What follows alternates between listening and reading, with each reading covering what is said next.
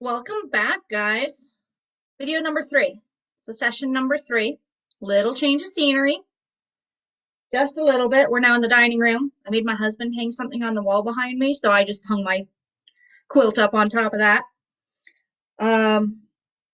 Made a big error in the video. However, it's certainly something fixable. When placing your strap tabs, I stressed very much so to make sure that the strap tabs, oh, now I got to see which way I went, are on the outside. So the inside edge of the strap tab was against the line you draw. It's actually the outside edge should be. Now, if you did put yours the way I said in the video, they're just going to be a little further apart, but they're going to be even on all four as long as you did them even on all four. Most important thing. I stress a lot of not perfection in my class, but consistency and making sure you're consistent in all the different areas. You don't have to have a perfect 1/8 seam allowance when you're top stitching. You just want to have a similar one to the last time you did it. So again, I don't see your comments as we're going, so you just get me, and I will follow up with all the questions afterwards. I did make a post in the Bag of the Month Club group asking you which George you think your George will be. There's the George Clooney, George Washington, Curious George, George of the Jungle. Somebody actually put up George Fane from Nancy Drew series. Love that one. That's a great one. So share with me what George you think yours is. I'm curious. And I don't know all the Georges, so I'm really curious. At the end of the video, I said I was going to share with you how the gusset's going to look at the very end. I have to back up a little bit. This is my gusset. So you have a fully lined, full exterior. Okay. You have a circle. Okay. All of my edges are basted together. So my lining and my exterior is basted all the way around. You have your base in there. That's my Peltex base in the inside. Depending upon your seam allowances, you may need to trim your zipper gussets to be even with the base, or you may need to trim your base to be even with your zipper gusset. The bottom line is you want this whole ring to be the same width, okay? So don't panic if you're slightly off. Just make them the same. So bring them down to the slightly smallest one. Slightly smallest. If there's an inch difference, we got a problem. Especially since if there's an inch difference and you have to trim your gusset down substantially, you're going to end up with your Peltex in your seam allowance if you're not careful. So just some awareness there. But that is a gusset. Of course there's a thread. Gotta have a thread. It's just the way it rolls. And that is all the components for our exterior.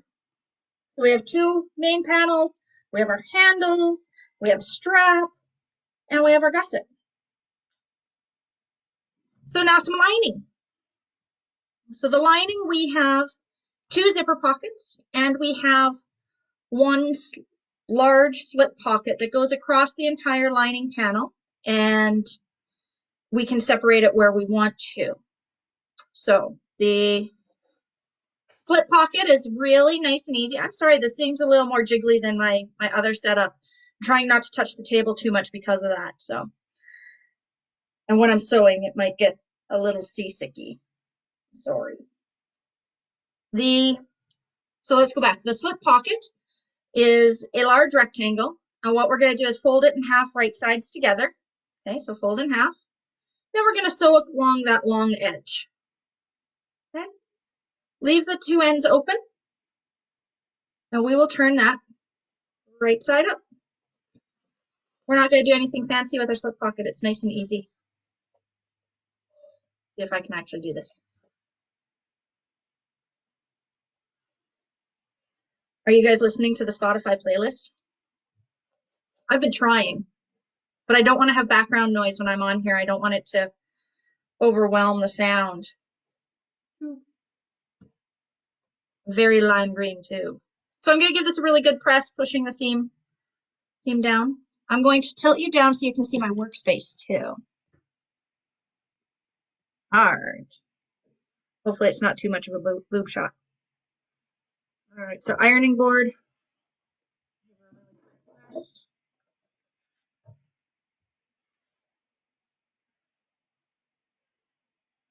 Typically, don't do a lot of sewing online. I try to sew alone. And apparently, when I'm sewing online, I should read my instructions a little more carefully. Okay.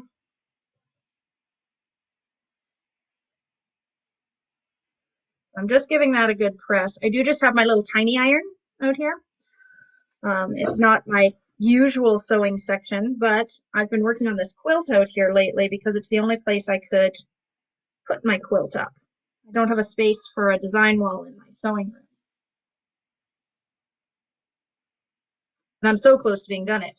It's not coming down till it's done. So my husband gets to stare at it.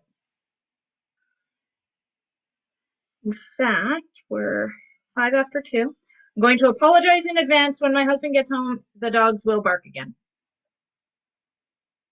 He's trying to make a cake for my stepdaughter's birthday on Tuesday. And I told him to wait till tomorrow when I can help him. All right. I am also going to then top stitch along that top folded edge. Okay, so my seam is at the bottom, the classic slip pocket. And this is why I wanted to bring you out here, because I've got a couple of sewing techniques that, as much as I can show you the presser foot, it may not be very clear. And this may not help either, but I'm going to try. So here I have my stitch in the ditch foot. It's got that metal bar in it.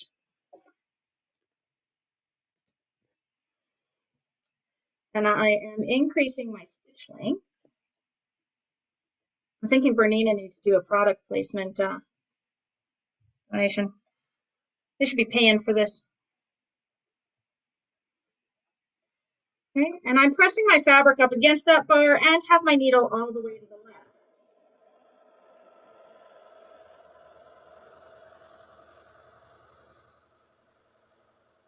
You'll see I'm not pushing or pulling.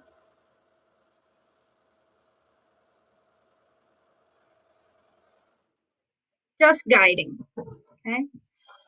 And by using that presser foot, I have a nice even stitch across the top where it hasn't wavered at all. Okay, so that's how I always do my top stitching. I try to use that foot as much as possible. It keeps things more even. People are constantly commenting on how straight my top stitching looks. That's why.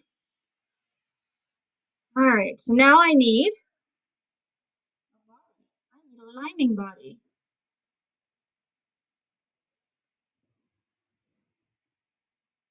Move these ones out of the way. That's my zipper pocket all ready to go. All right, so my lining body, I am turning it so it's not straight. I just have a little space here. Where am I putting this? I am putting this 5 1/4 inches down from the top edge. Okay, so I'm going to grab my long ruler.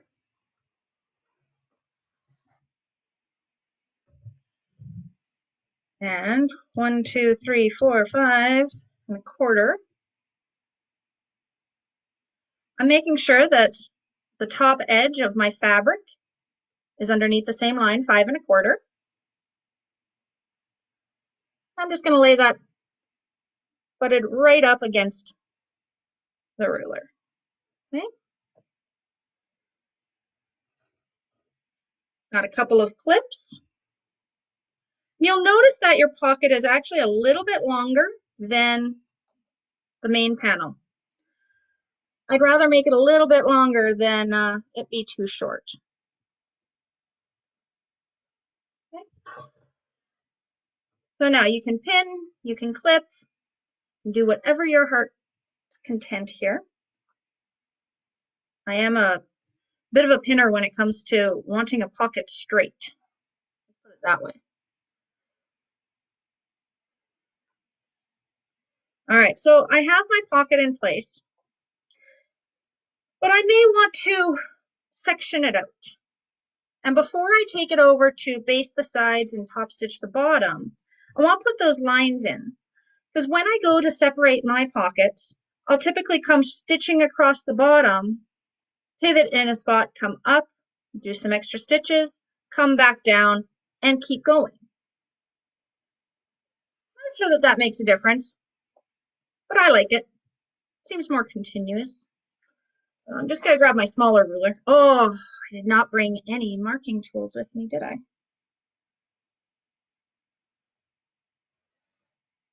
Bear with me 1 minute. I need to go get my chalk marker.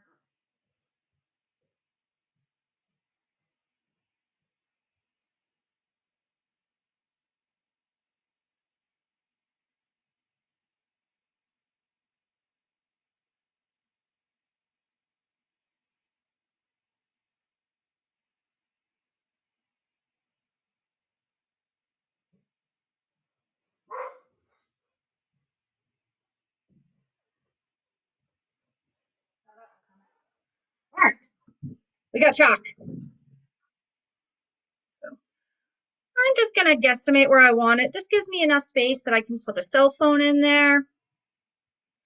I am lining up one of the lines along the bottom of the pocket, and it's evenly straight across the top. This chalk marking tool goes one way, doesn't go both ways.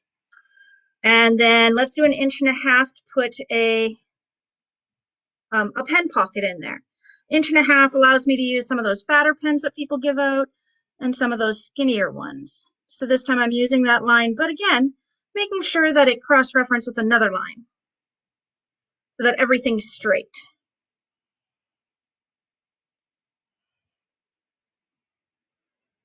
And then that gives me a fairly large one over there. So again, you make your own size of pockets.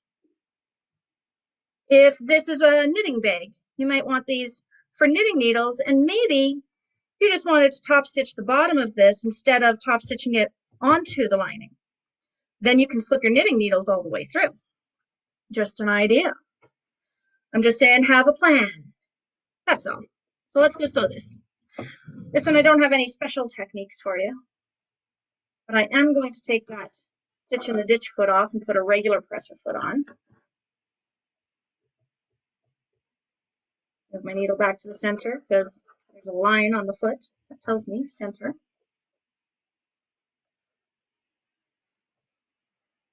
All right. Now, I'm not going to baste the sides yet because I want to do that from the wrong side of the lining. Because it sticks out, if I tried to baste this, I'm either going to get my stitching too far in or too far out. So I'm going to start along the bottom. I'm going to come along here. At my line, I'm going to pivot and come up, do a couple stitches, come back down, come back across over to the next line, same thing, and continue to the end. Then I'm going to baste my two sides.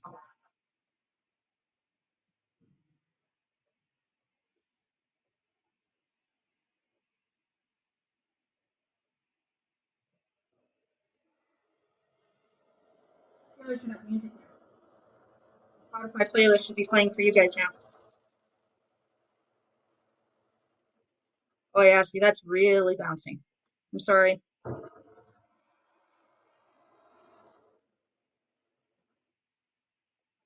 right. When I stop to pivot, yes, my needle's down, but on some machines, the needle is still going down a little bit further.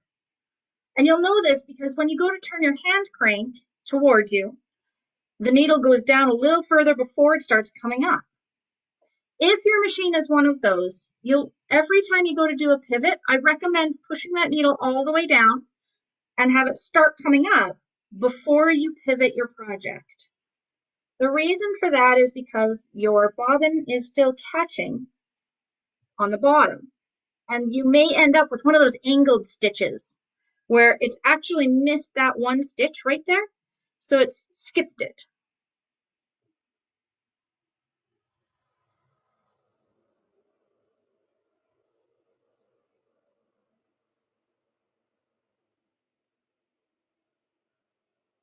All right, I'm coming up to the top. Go back a couple stitches to the top. And now I'm going to turn it around and come right back down, following my line of stitching. The wear point on these pockets is that top. That's where it's going to pull through if there's stress anywhere. Not so much down this straight line section, or even at the bottom. It's just not a huge stress point. It's always at the top. In fact, I have one purse from way back in my early days, and that's exactly where the stitching has come out, is right at that top. Okay, so one more pocket.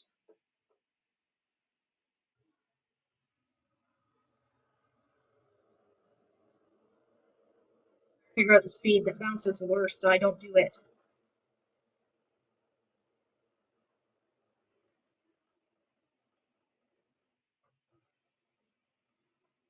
Do the back stitching at the top and come back up. Then we'll pivot back down. Always leave your needle down when you lift your presser foot if you're not done stitching. It'll always give you nicer, cleaner lines.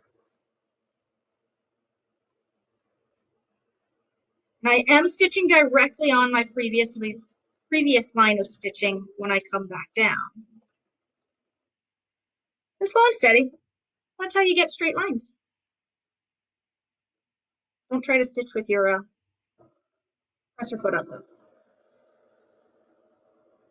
And again, you'll notice that I don't push or pull my fabric at all. I allow it to do its thing.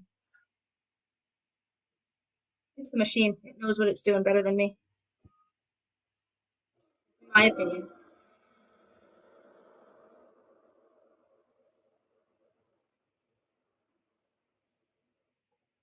Alrighty. We have a pocket. I'm going to flip it over. And here you can see where the pocket's sticking out. That's why I was going to wait for this point to baste these closed. I do start at the top because I know that the top is in the right spot. And if I even had to push that fabric down a little bit, as long as the top is straight across, I'm a happy camper. Especially on a lining. If this were the exterior, I'd worry about top and bottom.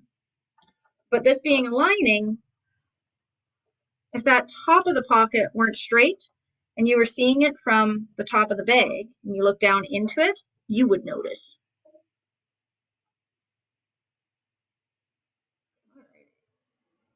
Basting the other end.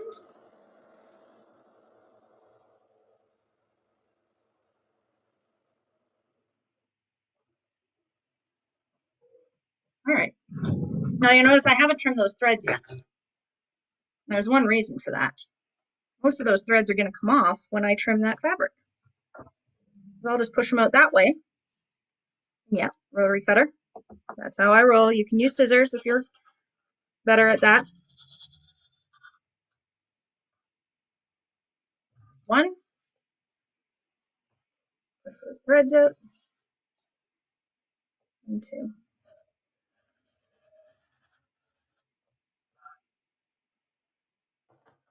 Slip pocket.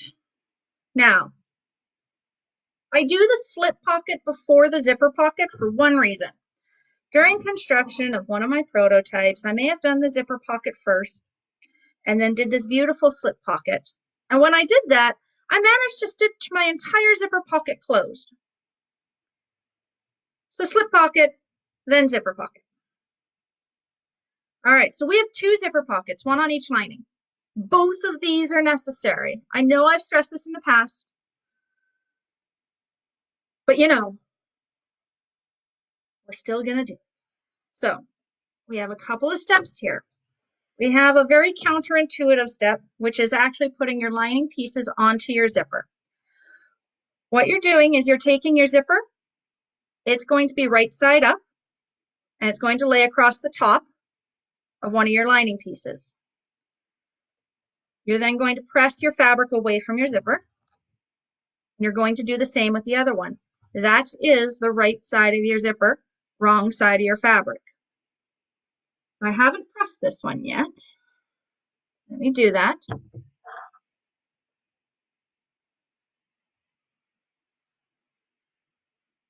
And no, I haven't melted a nylon zipper yet, so I do press right on the zipper tape. But if you are using plastic toothed zippers, please do not let your iron even think about going near the teeth on that zipper.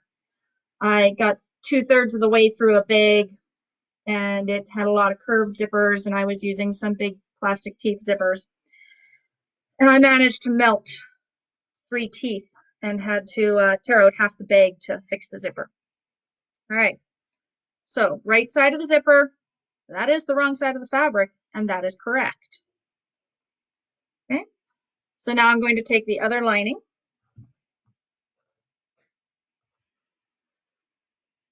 place it right side up, your zipper right side up, so the wrong side, the lining side of your zipper against the lining fabric. Okay, I'm going to move my needle all the way over. And I'm going to sew directly along that with a standard stitch length. My standard stitch length when I do construction stitches is a 2.2 or a 2.5. Depends which machine I'm using at the time.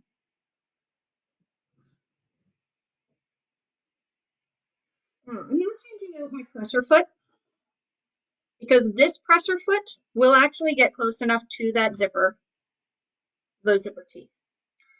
You'll also notice I'm risky. I don't pin it. I don't double-sided tape, but you can double-sided tape this and you will get a better result.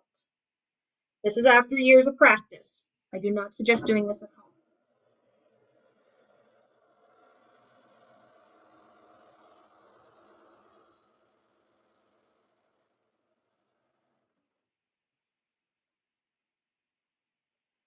This is a scant 1/4 inch seam allowance. And if you're a non-quilter, you may not know what I mean by scant 1/4. It means it's kind of under. I'm leaving my needle down so I can move my zipper head out of the way.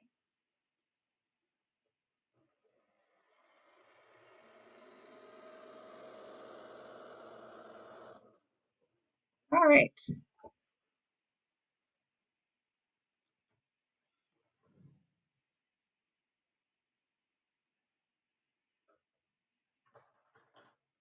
So again, this looks really counterintuitive. You are seeing the edge of the zipper tape from the right side. And I'm going to press that up and away from my zipper as well. Okay, this is right. So I'm, again, that quilter in me, I set my stitches first, then I flip it back.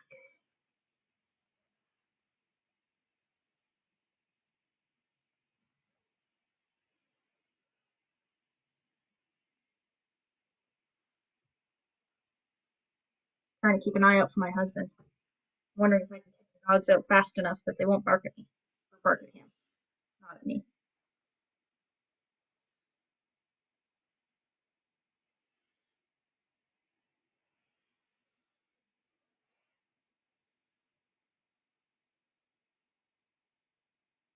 Oh, this is so quiet.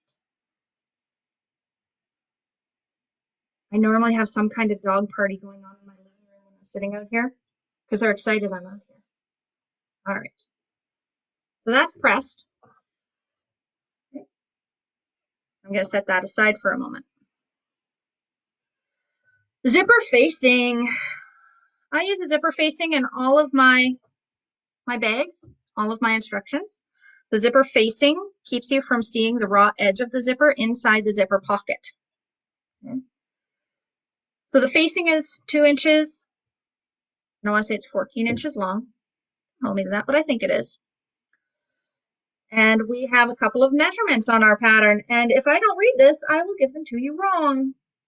So on the wrong side of the zipper facing is where we're going to draw our measurements. I've already drawn mine, but I'm still going to walk you through this. I have put a T on the top for top, just so I know which one's the top, which one's the bottom. It's not a huge deal.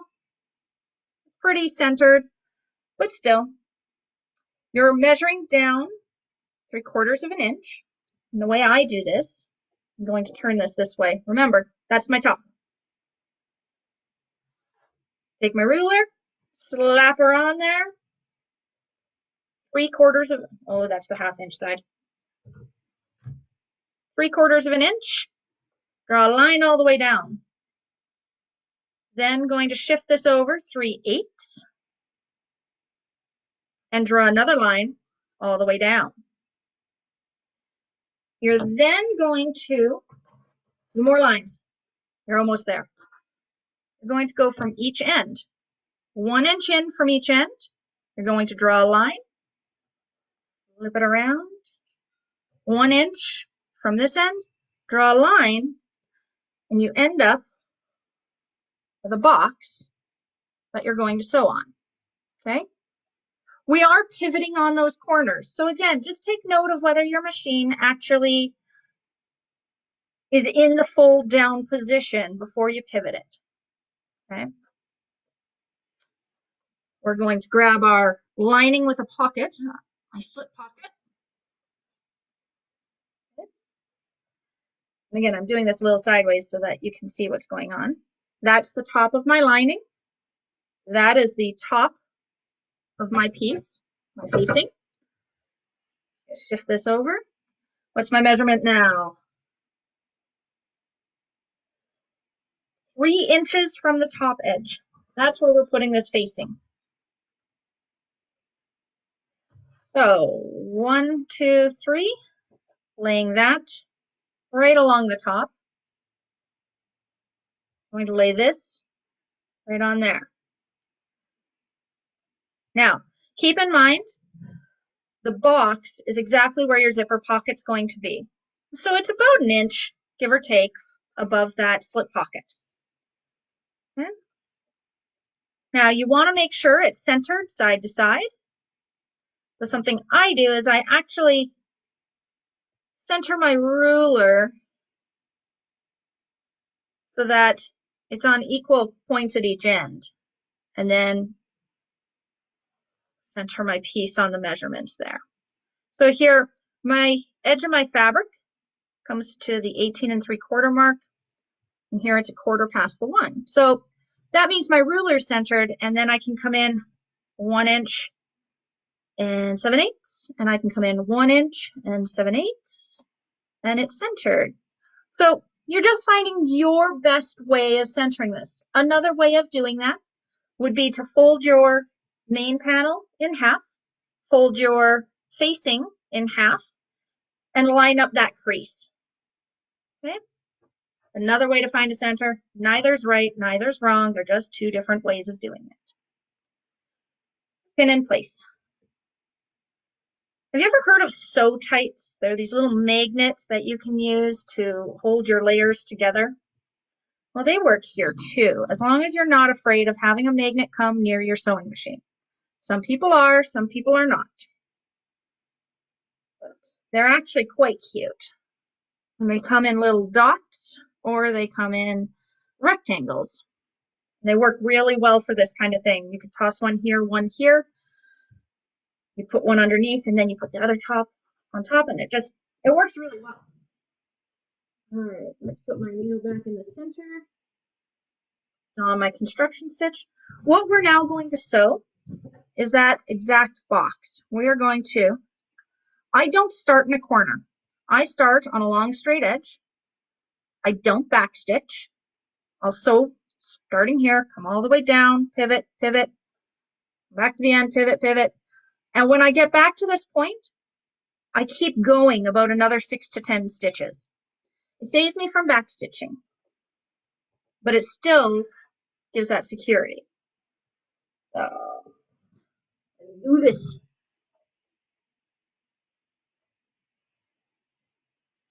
Try not to sew over those needles. Use needles, pins, not needles, pins and needles.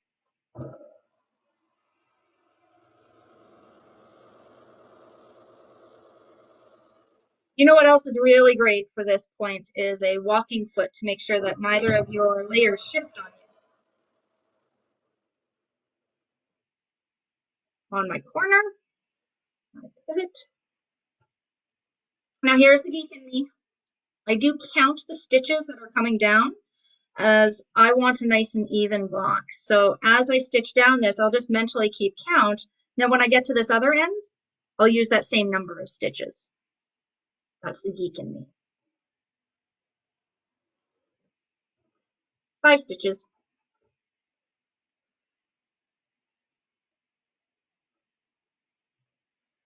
And if you find that you need to, you can always roll up the inside of your fabric inside your machine, kind of like doing a quilt.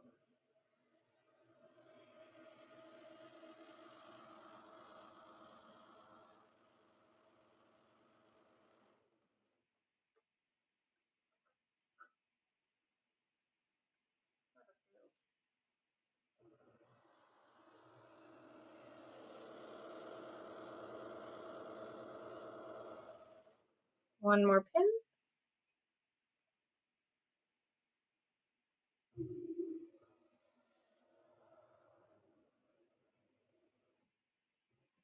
There we go. Pivot, 5 stitches.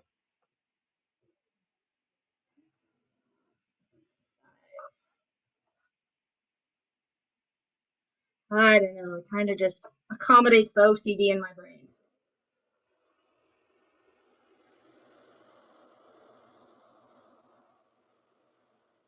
And I'm just going over top of those stitches at the very beginning. Now, you also don't need to be perfect at this. You don't have to be exactly on that line. You just need to be consistent. So if you stitch just to the outside of that line or just to the inside of that line, big police are not coming to your door. Just saying. All right. Now this is the part people don't like. Now we have to cut this open. Okay. So here you can see where I stitched back over my first, about an inch of line. All right. So this box is about 3/8 of an inch thick. Measure in a 1/2 inch from each end of your stitching. Okay. So about a 1/2 inch in from this stitching. It's going to be about there. Doesn't need to be perfect. 1/2 inch in from that end. And now, right in the center of those 2 stitch lines, that's about 3/16, but just find approximately the center. It's scary. I use my rotary cutter for this. Do not cut past those 2 marks you just made. Stay well within them. Rotary cut straight down the center of that box. Okay. Hold that up for you. Notice I didn't get to the line. That's what scissors are for. They're much better at precision cutting than my rotary cutter. So I'm cutting right up to that line. Okay. Then from that line, I'm going to cut to the corner of my stitching, right to the corner of my stitching. Do not cut through the stitching. Do not pass go. Do not collect 200. And if you do cut that stitching, take it straight back to your machine and redo that stitching on that corner. All right. But you do want to cut your fabric as close to that stitching as you possibly can. So here's what I'm going to show you. First, my stitching was not directly, I don't know that you can see that, was not directly on my line, but it was close enough. The cuts go straight out. Apparently my rotary cutter needs a new blade. The cuts go straight out to the edge of that stitching though. Okay, you're getting right out there. If you have troubles getting to that corner of stitching from this side, flip it over and take a look at the other side. Maybe it's easier to access from that side. We're going to do the same thing for the other end.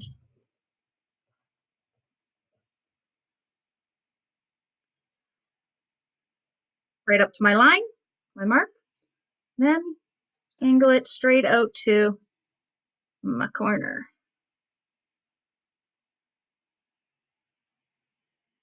When you turn this, if you see puckering in those corners, come back and snip a little further into those corners.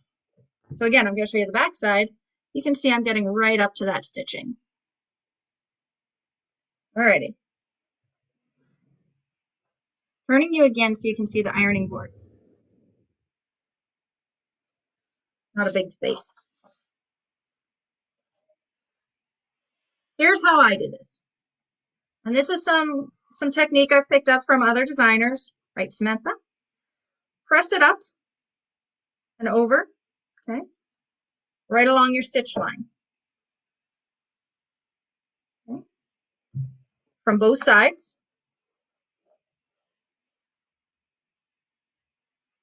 So you're pressing your facing up over that stitch line. All right. Same with the ends. Flip this up and press up against that stitching.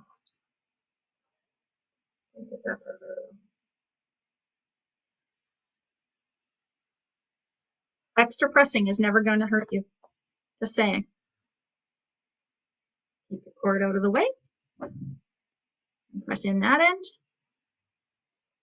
All right. So now you can see it's starting to stand up all on its own. What we want to do is push this facing right through the hole. Now, I never flip this over and press from the lining or the wrong side. I stay on this side because I don't care what that other side looks like as long as this side looks good. Okay. So we've got a section there to press.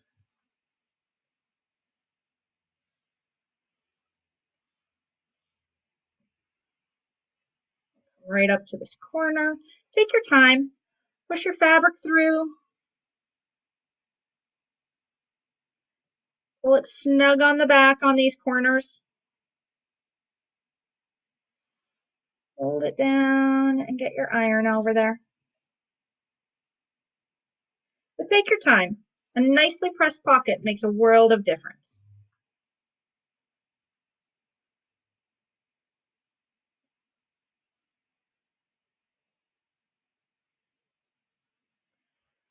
And I do one long edge before I flip over to the next long edge. So I'll keep going all the way to the top here.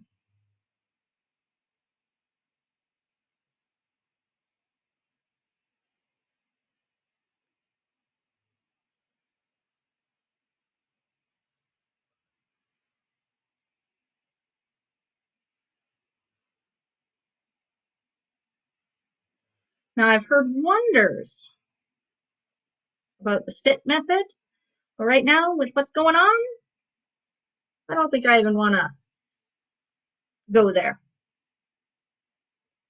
All right, I'm going to set this one aside because I have my other one all ready for you. Because of course, 2 zipper pockets, guys. 2 of these suckers. All right. See how nicely pressed that is? No puckers in the corners because I snipped right to that corner. Okay. So the next thing you want to do is you want to lay your open zipper pocket right side up underneath. You are lining up your zipper facing with the edge of your zipper pocket. Okay, so my zipper is right side up. My linings are right side down. My zipper facing lines up with the edge of that pocket. My zipper is centered within the box. Okay, right like so. And this is where you can use your favorite adhesive technique again. Okay, I'm a glue stick girl.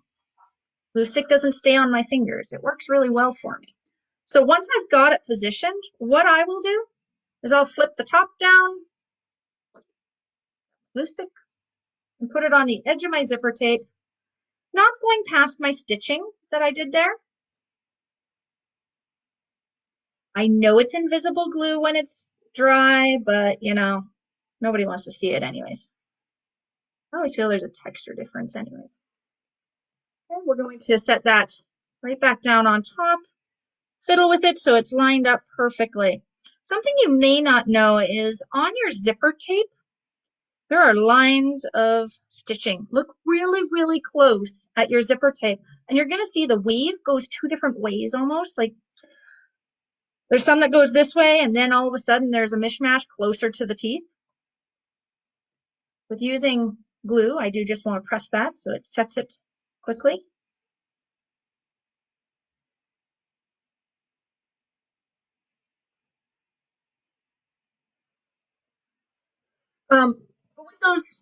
With that weave on the tape, it means that you could line this up right along the edge of that weave difference, and it gives you a guide, but you have to look really, really, really close. Okay, it's not that easy to see. So from here, I'm going to stitch 1/8 of an inch away from the edge, all the way around, and then I've got another tip for you for strength. So bear with me a moment. We're going to pop back over to that machine. I am going to change my zipper foot, or my foot, over to that stitch in the ditch one again, because what I'm going to do is I'm going to run this bar right along the edge of that fabric. Okay? And then my needle's going to be far enough off that it's doing that 1/8 stitch. Some people claim to change their thread a million times in a project. I not only change thread, I also change presser feet. So when I look for a new machine, my most important thing is that there better not be a screw to change a presser foot, because that's way too much work for me. All right, needle all the way over. This is also top stitching, so I'm changing my stitch length up to a 3.5 or a 4.0. Use your favorite top stitch length, but again, it's about consistency through your entire project. Now I'm going to start down here. I don't back stitch. Just like when I made my box, I'm just going to come back over those stitches a little bit and maybe do a couple stitches back stitch at that time. Okay, so I'm going to come all the way around, pivot on each corner, and back to that spot.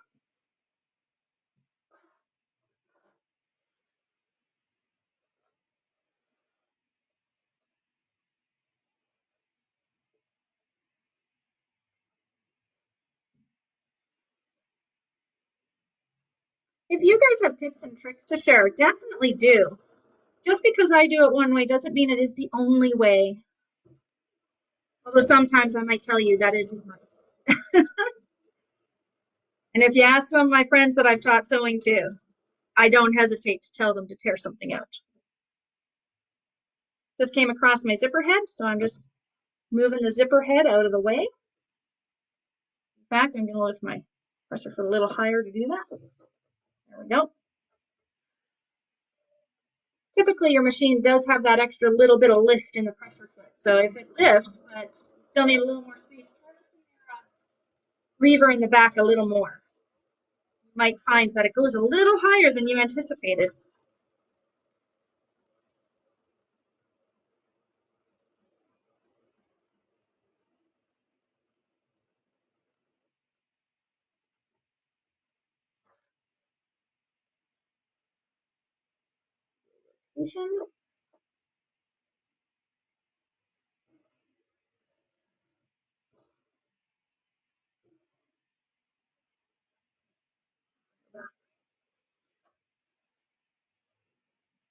And again, you don't even have to be perfect on those end parts when you're, let's put that foot down.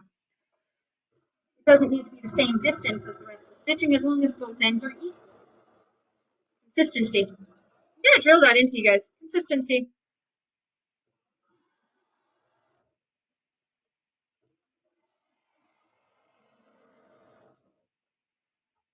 Zipper head again.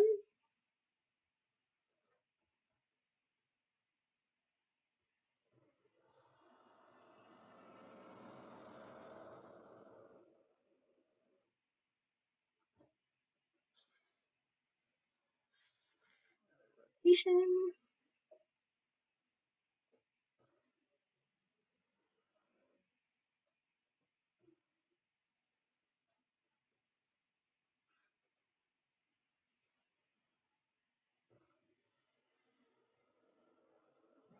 my other line of stitching, so I'm just back stitching a few.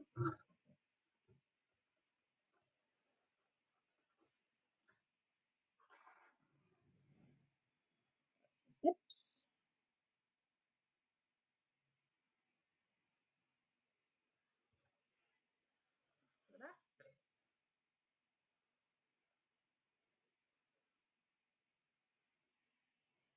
All right.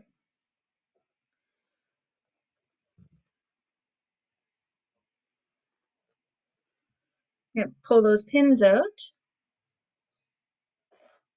The next step, from the back side, I'm gonna pull this down. I'm actually gonna give mine a quick press. It stays down.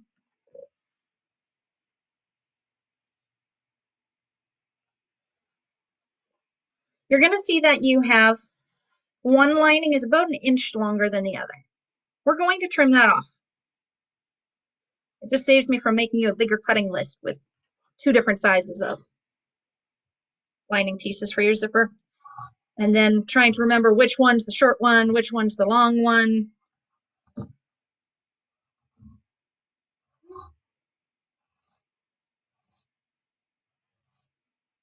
Trimmed.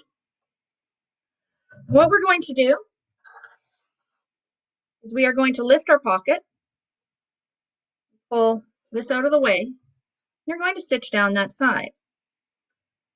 But while you've got this tucked out of the way, something I like to do for stability is flip it back to this side. And right here, you have that line of stitching that you did from the front. Throw some extra stitches right in here. That's just going to add a little bit more strength to those stitches, especially with the birthing process. The last thing you want to do is tear some stitches in the birthing process or in the turning process. Some people don't like the birthing word. So throw some stitches in here, close up these ends, and you will have a finished zipper pocket on each panel. I'm not going to make you watch me do that stitching though. All right. That will complete your two lining panels. Man, 45 minutes even on this one. I thought this was going to be the short one. That's what I get for sewing on the video. So that is all of page 7 of your pattern. Your full zipper pockets, slip pockets. You can add extra pockets if you want to. That's completely up to you. And I am going to come back in an hour and 10 minutes where I'm going to show you some final construction of your bag. I'm sorry if I'm making you guys seasick with the bouncing on this. I'm going to see if I can stabilize that a little bit better.